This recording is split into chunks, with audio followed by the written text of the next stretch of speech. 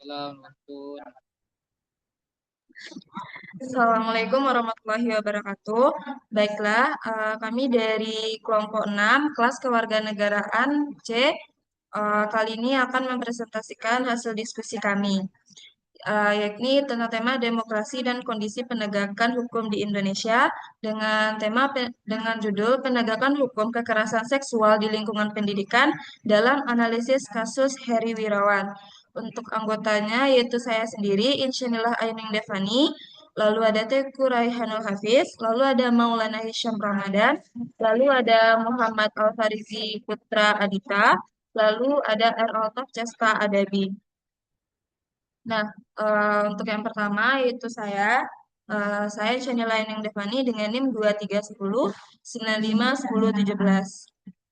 Jadi, yang pertama itu urgensi penegakan hukum di Indonesia dalam studi kasus Heri Wirawan.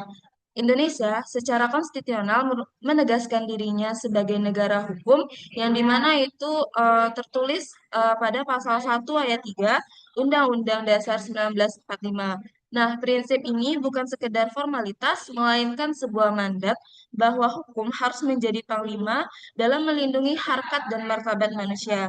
Nah, dalam konteks kejahatan seksual anak, penegakan hukum menjadi nafas bagi keadilan sosial, di mana tanpa adanya hukum yang tegak, martabat korban yang telah dirampas secara paksa tidak akan bisa dipulihkan dan negara bisa dianggap gagal dalam menjalankan fungsi dasarnya sebagai pelindung warga negara yang paling rentan. Nah, dalam kasus ini, penegakan hukum tentunya memegang peran yang sangat krusial dalam menjaga moralitas dan keadilan di lembaga pendidikan agama, di mana institusi pendidikan berasrama yang biasa kita sebut pesantren seharusnya menjadi benteng moralitas dan tempat yang paling aman bagi para santri. Namun, ketika oknum pendidik menyalahgunakan otoritasnya untuk melakukan kekerasan seksual, tentunya hukum harus ikut campur untuk membersihkan institusi tersebut dari praktik yang mencederai kesucian agama.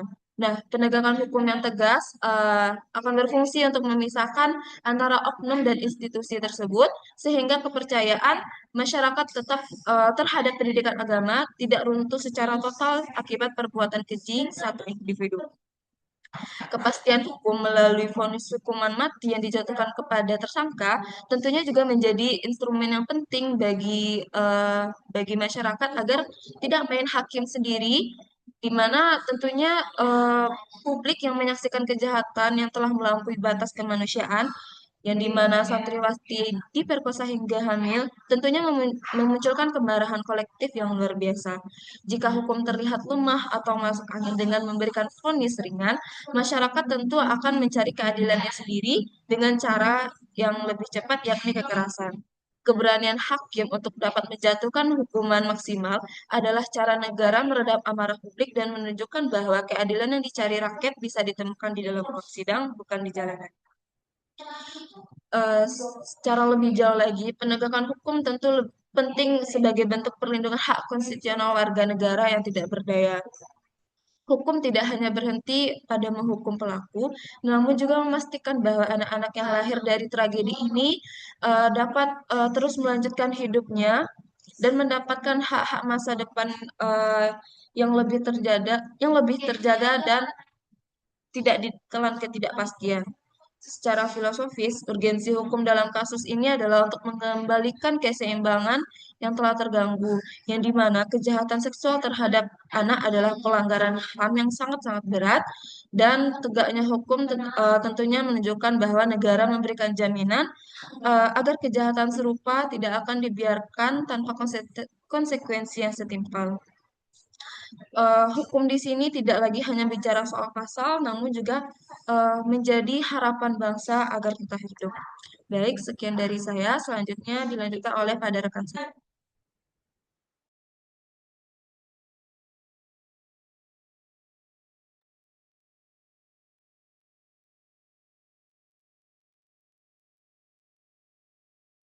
Baik, perkenalkan nama saya Maulana Hisham Ramadan dengan NIM 2310952008. Selanjutnya adalah faktor penghambat, tantangan, dan peluang penegakan hukum.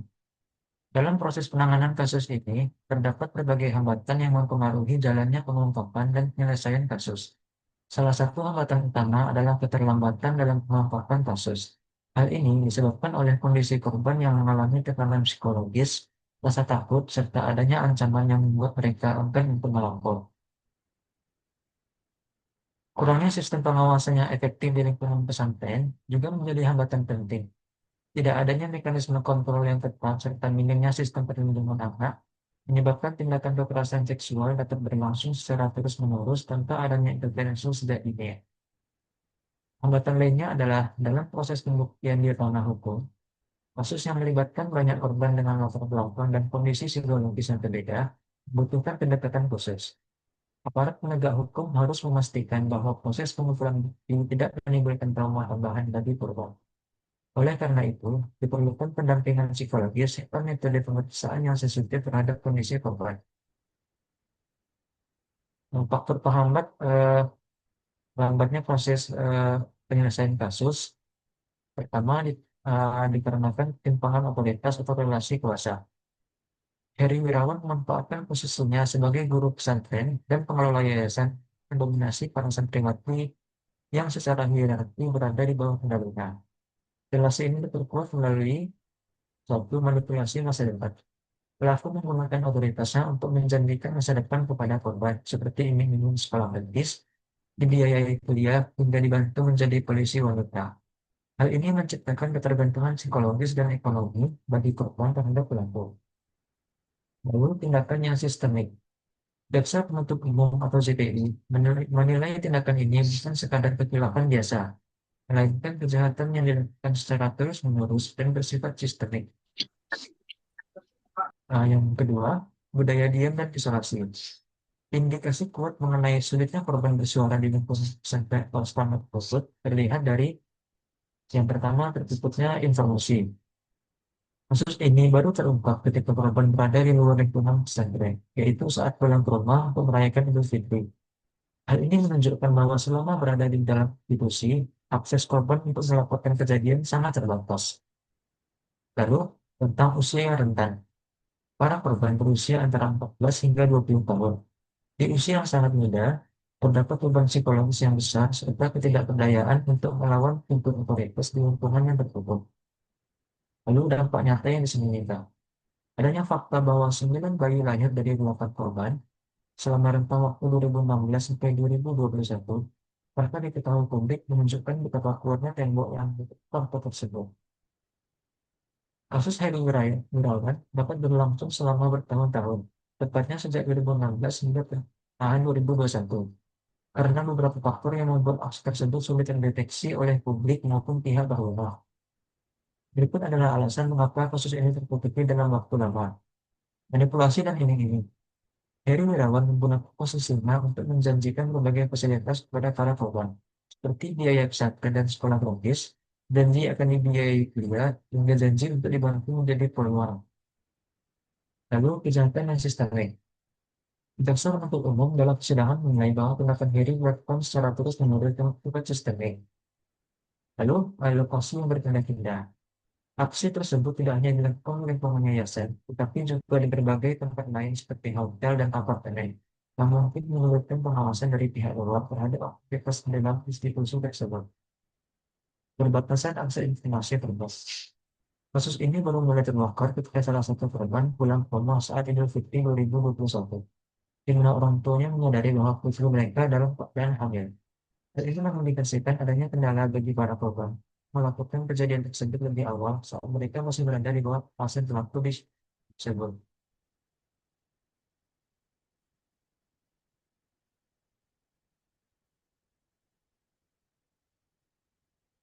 Buktikan kekerasan seksual yang telah berlangsung lama dan minim saksi mata memang merupakan tantangan besar. Namun, kasus ini menunjukkan bahwa pembuktian bukan dapat dilakukan melalui beberapa faktor kunci berikut ini. Satu, keberadaan bukti fisik yang tak terbantahkan. Meskipun kejadian tersebut sudah berlangsung sejak 2016, bukti fisik dalam kasus ini menjadi sangat kuat. Artinya dampak nyata berupa pengambilan. Tercatat ada 9 bayi yang lahir dari 8 korban, bahkan salah satu korban dilakukan melahirkan hingga 2 kali. Pengakuan terdakwa di persidangan. Salah satu faktor yang mempermudah pembuktian adalah ketika Heri Wirawan sendiri mengakui tindakan biadabnya di hadapan majelis hakim. Meskipun ia berdalih dengan alasan khilaf, pengakuan ini secara hukum merupakan dakwaan jaksa tanpa harus bergantung sepenuhnya pada saksi mata luar.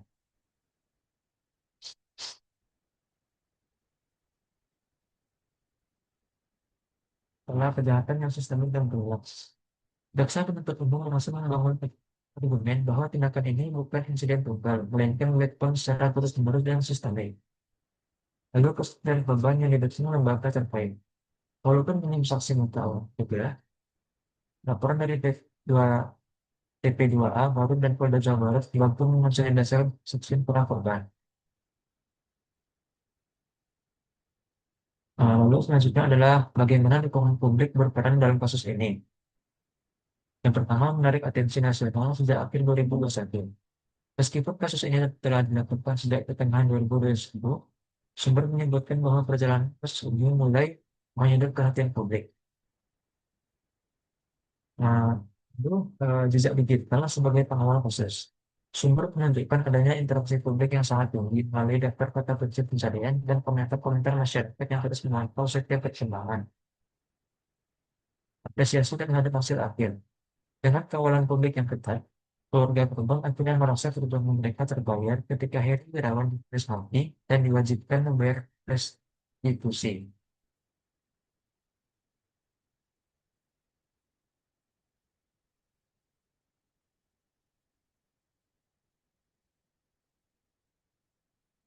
Terusnya, selanjutnya akan disampaikan oleh rekan saya.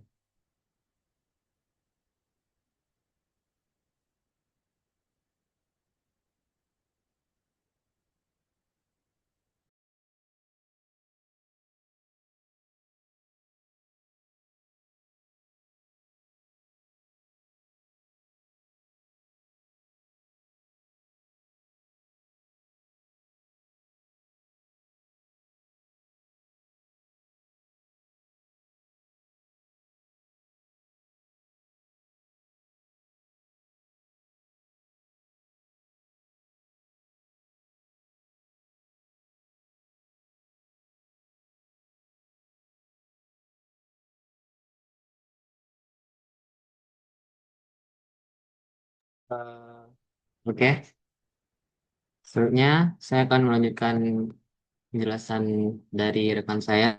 Sebelumnya, perkenalkan nama saya Muhammad Afezi Putralita dengan NIM 2410951021.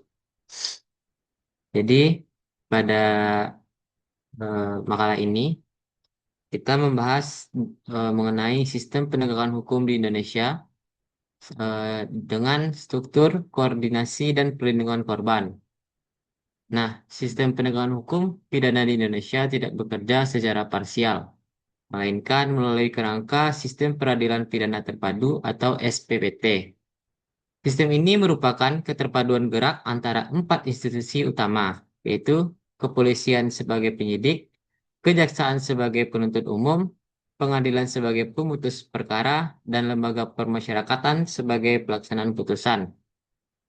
Dalam kasus Heri Wirawan, sistem ini diuji untuk menangani kejahatan luar biasa yang terjadi di lingkungan pendidikan yang tertutup. Keberhasilan vonis mati dalam kasus ini bukan sekedar keberanian hukum, melainkan hasil dari kerjasama yang solid dalam struktur CPPT. Untuk alur koordinasi antara Polda Jawa Barat dan Kejaksaan Tinggi Jawa Barat dalam kasus Heri Wirawan menjadi preseden penting dalam sejarah penegakan hukum di Indonesia. Sejak surat pemberitahuan dimulainya penyidikan atau SPDP dikirimkan, jaksa menuntut umum telah terlibat aktif mendampingi penyidik kepolisian untuk memastikan alat bukti yang dikumpulkan memenuhi unsur perlindungan anak. Khususnya pasal 81, penggunaan pasal ini sangat strategis karena memungkinkan adanya pemberatan pidana sebesar sepertiga dari ancaman hukum dasar. Mengingat pelaku adalah seorang pendidik yang seharusnya melindungi korban, sinergi ini memastikan bahwa tidak ada celah bagi pelaku untuk lolos dari jerat hukum maksimal atas tindakan eksploitasi seksual yang dilakukannya terhadap 13 santriwati. Kehadiran Undang-Undang Perlindungan Anak dan Undang-Undang Tidak Pidana Kekerasan Seksual atau UU TPKS secara fundamental memperkuat struktur hukum di Indonesia dalam menghadapi predator seksual. UU Perlindungan Anak dan perubahannya memberikan payung hukum bagi hakim untuk menjatuhkan pidana mati dan hukuman tambahan berupa kebiri kimia serta pengumuman identitas pelaku.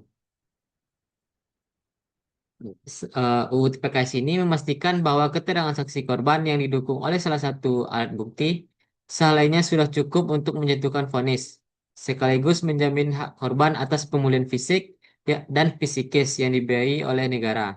Jika pelaku tidak mampu membayar restitusi, keberadaan dua undang-undang ini menjadikan sistem hukum kita lebih progresif dan berpihak pada keadilan bagi korban, bukan sekedar prosedur penghukuman.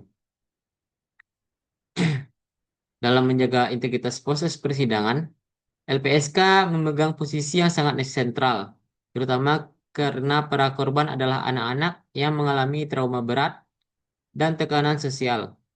LPSK menempatkan para korban dan keluarganya dalam rumah aman atau safe house untuk menjamin keamanan fisik dan potensi intimidasi pihak pelaku maupun stigma negatif lingkungan.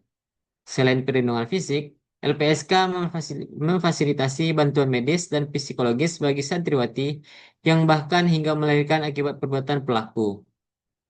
Pendampingan ini memastikan bahwa para korban memiliki kondisi mental yang stabil saat memberikan keterangan di persidangan. Nah, untuk terobosan paling signifikan dalam sistem hukum kita melalui peran LPSK adalah fasilitasi restitusi atau ganti rugi. LPSK secara profesional menghitung nilai kerugian material dan imaterial yang diderita oleh ke-13 korban, mulai dari biaya hidup anak yang dilahirkan hingga biaya pendidikan yang terapi psikis masa depan. Nilai restitusi ini kemudian diajukan kepada hakim sebagai bagian dari tuntutan. Dalam putusan akhir kasus Heri Wirawan, Mahkamah Agung menguatkan bahwa harta kekayaan pelaku harus dirampas dan dilelang untuk membayar restitusi tersebut. Hal ini membuktikan bahwa sistem penegakan hukum di Indonesia telah bergeser ke arah keadilan restoratif, di mana negara tidak hanya fokus ke memenjarakan penjahat, tetapi juga secara aktif bertanggung jawab memulihkan masa depan warga negaranya yang telah dirampas oleh hak-hak dasarnya. Sekian dari saya.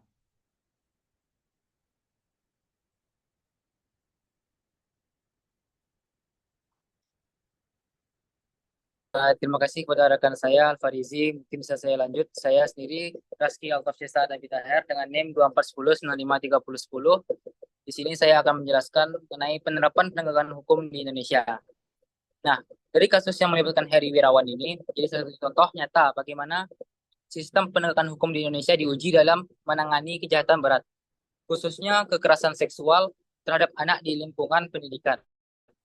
Perkara ini tidak hanya menarik perhatian publik karena jumlah korban yang banyak, tetapi juga karena pelaku merupakan figur yang memiliki otoritas di dalam lembaga pendidikan berbasis keagamaan. Nah, hal inilah yang menimbulkan dimensi pelanggaran yang tidak hanya bersifat hukum, tapi juga moral dan sosial. Penerapan hukum mati dalam kasus ini didasarkan pada pertimbangan hukum atau legal reasoning yang kuat. Dalam pertimbangannya, hakim mengategorikan tindakan pelaku sebagai extraordinary crime karena tingkat keparahannya. Karena dilakukan secara berulang dalam jangka waktu yang panjang, yaitu sejak 2016 hingga 2021. Serta melibatkan banyak korban yang sebagian besar masih di bawah umur. Selain itu, pelaku juga menyalahgunakan posisi dan kepercayaan sebagai pemimpin lembaga pendidikan agama untuk melakukan tindakan tersebut. Dari segi hukum, putusan ini mengacu pada beberapa peraturan perundang-undangan, serta lain Undang-Undang Perlindungan Anak dan Undang-Undang Tindak Pidana Kekerasan Seksual, yaitu yang menempatkan perlindungan terhadap korban sebagai prioritas utama. Hakim tidak hanya melihat perbuatan pelaku secara normatif, tetapi juga mempertimbangkan dampak luas yang ditimbulkan, baik secara psikologis, sosial, maupun moral. Trauma yang dialami korban, serta dampak jangka panjang terhadap masa depan mereka, menjadi alasan kuat bagi hakim untuk menjatuhkan hukuman maksimal.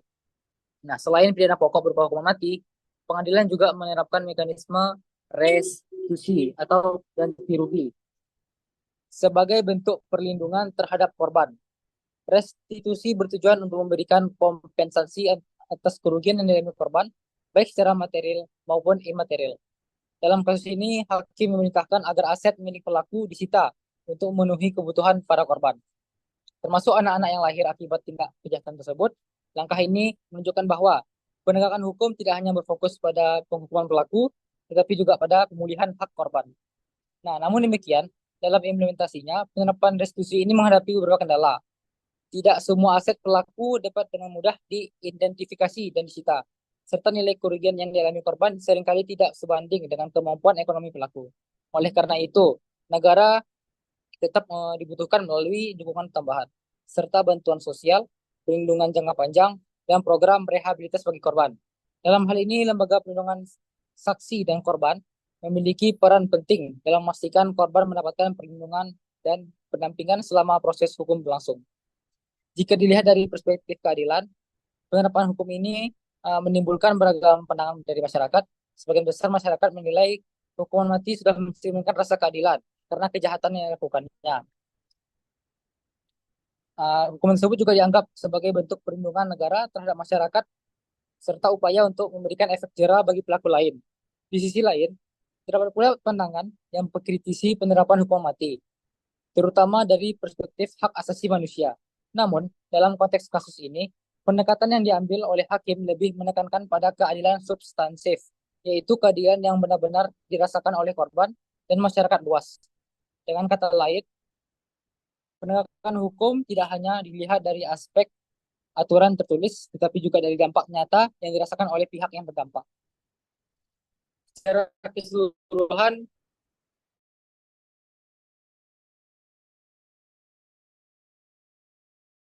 kejahatan seksual terhadap anak. Putusan yang tegas disertai dengan upaya pemberian restitusi sebagai sarana untuk melindungi dan memulihkan hak-hak warga negara. Dengan demikian, dapat disimpulkan bahwa penerapan penegakan hukum dalam kasus ini telah menunjukkan arah yang lebih progresif, terutama dalam hal keberpihakan terhadap korban. Meskipun masih terdapat kendala dalam pelaksanaan restitusi dan pemulihan korban, secara umum penegakan hukum telah mampu menghadirkan rasa keadilan bagi masyarakat. Mungkin sekian dari saya berikan selanjutnya kepada rekan saya. Baik, terima kasih. Selanjutnya itu adalah upaya penegakan hukum agar hak warga terlindungi. Nah, pada kasus Heri Wirawan, guru sekaligus pimpinan pondok pesantren di Bandung yang memperkosa 13 santriwati selama 2016 sampai 2021, telah menjadi titik balik kesadaran nasional tentang lemahnya perlindungan hak warga negara di lingkungan pendidikan asrama. Dari 13 korban, 8 diantaranya hamil dan melahirkan 9 bayi sebagai akibat kekerasan seksual berulang. Nah, putusan Pengadilan Negeri Bandung yang menjatuhkan pidana penjara seumur hidup, namun ditingkatkan menjadi pidana mati, memang memberikan kepuasan publik atas hukuman berat bagi pelaku. Namun, vonis tersebut tidak serta-merta menyelesaikan persoalan mendasar. Bagaimana negara menjamin hak warga negara, khususnya anak-anak dalam sistem pendidikan asrama. Setidaknya ada 3 celah sistemik yang terbuka lebar dalam kasus ini. Yang pertama, lemahnya pengawasan institusi dan pendidikan berbasis agama. Yang kedua, tidak adanya mekanisme pelaporan yang aman bagi korban. Dan yang ketiga, ketiadaan jaminan pemulihan jangka panjang bagi korban kekerasan seksual. Nah, yang pertama kita bahas langkah preventif kebijakan Kemenak dan Kemen PPPA. Nah, kasus Heri Wirawan memicu respon cepat dari Kemenak dan Kemen PPPA. Respon utama adalah diterbitkannya Peraturan Menteri Agama Nomor 73 Tahun 2022 tentang pencegahan dan penanganan kekerasan seksual di satuan pendidikan agama. Permenak ini mewajibkan setiap satuan pendidikan agama membentuk tim pencegahan dan penanganan kekerasan seksual, menyusun kurikulum yang mengintegrasikan kesetaraan gender, serta menerapkan prosedur pelaporan yang melindungi korban. Namun regulasi ini menghadapi tantangan implementasi yang berat. Gubernur Jawa Barat Ridwan Kamil mengungkapkan bahwa pasca kasus ini terjadi penurunan drastis minat orang tua terhadap sekolah berbasis keagamaan. Kita lihat pada tahun 2022-2023, jumlah pendaftar sekolah umum di Bandung meningkat 4 kali lipat dari 5 sampai 10 ribu menjadi 40 sampai 50 ribu. yang mengindikasikan akibat perpindahan minat dari sekolah keagamaan. Fenomena ini menunjukkan krisis kepercayaan publik belum terselesaikan hanya dengan penerbitan regulasi internal. Teku, Pemerintah kemudian mengadopsi izin, pendekatan.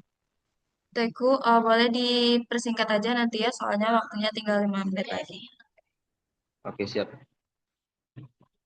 Nah, melalui program Sekolah Rakyat yang dirancang Presiden Prabowo Subianto, pemerintah menerapkan sistem manajemen pembelajaran digital yang memungkinkan supervisi daring terhadap aktivitas di sekolah sama. Selain itu, pemerintah mewajibkan adanya pengawas yang tinggal di lingkungan sekolah selama 24 jam untuk memastikan pengawasan berkelanjutan. Nah, kita bahas yang kedua, yaitu penguatan sistem whistleblowing. Nah, salah satu faktor kunci dari kasus Heri Wirawan ini, uh,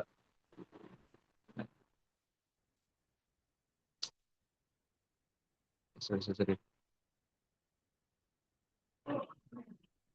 Nah, salah satu faktor kunci yang memungkinkan Heri Wirawan lolos dari penegakan hukum selama 5 tahun adalah ketiadaan mekanisme pelaporan yang aman dan efektif.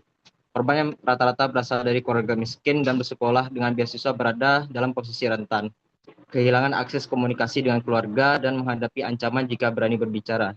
Budaya diam ini tidak hanya terjadi di pesantren, namun terjadi di fenomena dalam institusi yang dengan struktur hierarki yang kuat.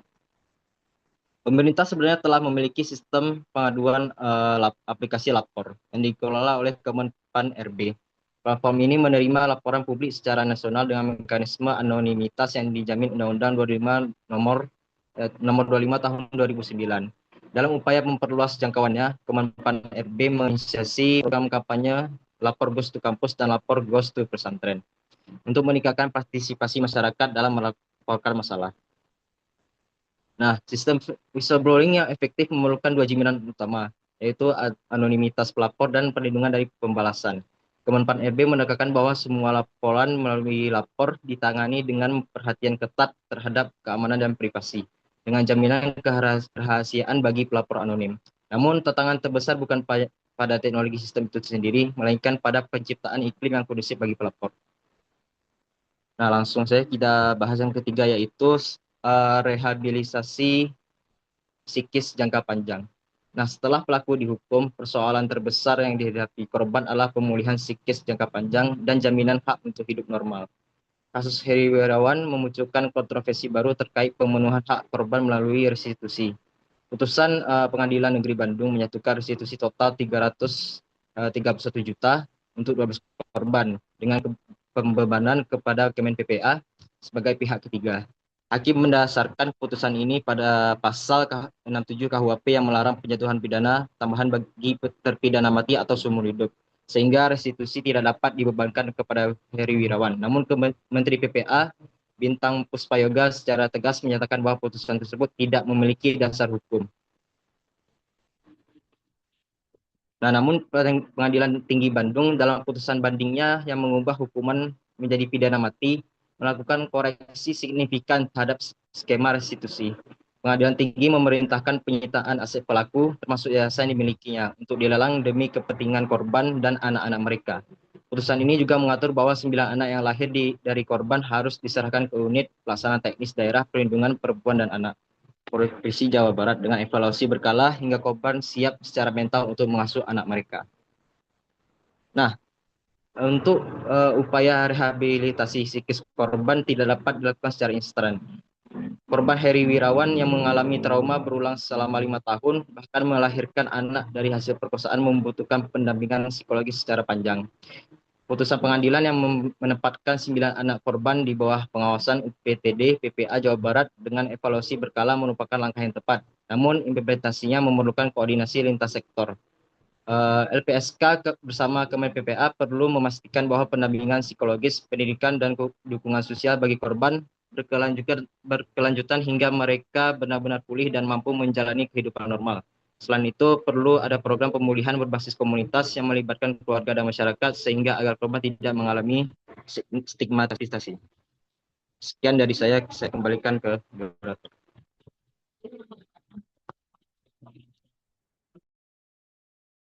Baiklah, terima kasih kepada teman-teman yang telah menyampaikan. Sekian hasil presentasi dari kami. Jika ada kata-kata yang salah, mohon dimaafkan. Saya sebagai moderator mengakhiri. Assalamualaikum warahmatullahi wabarakatuh.